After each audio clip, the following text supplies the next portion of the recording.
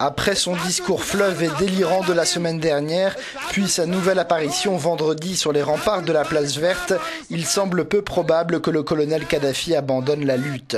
Un scénario à l'égyptienne ou à la tunisienne paraît désormais exclu et ce qui se dessine ne laisse guère de place à l'optimisme.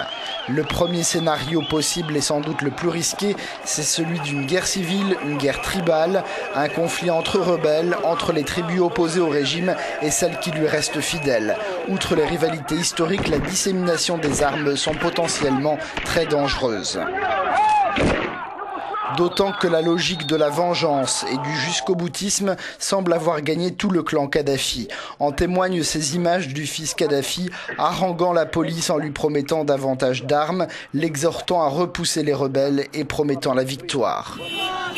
Le risque majeur est peut-être la partition du pays, comme en Somalie, avec une partie du pays sous contrôle de l'opposition et un bastion aux mains du clan Kadhafi.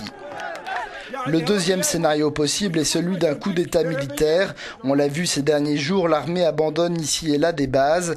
Les défections se multiplient, y compris d'ailleurs parmi la classe politique.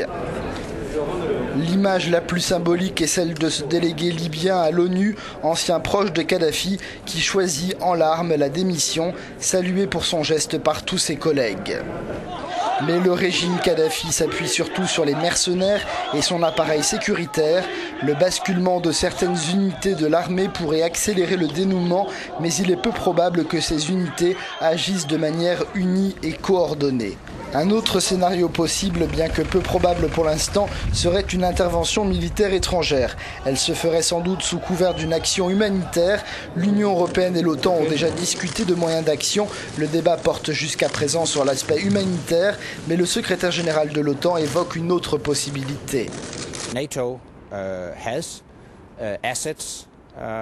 L'OTAN dispose d'atouts dont elle peut se prévaloir dans une telle situation. Et l'OTAN peut agir comme un facilitateur et un coordinateur dans le cas où des États membres souhaiteraient passer à l'action. La possibilité d'une intervention aérienne ciblée, comme ce fut le cas contre la Serbie au Kosovo en 1999, n'est donc pas exclue.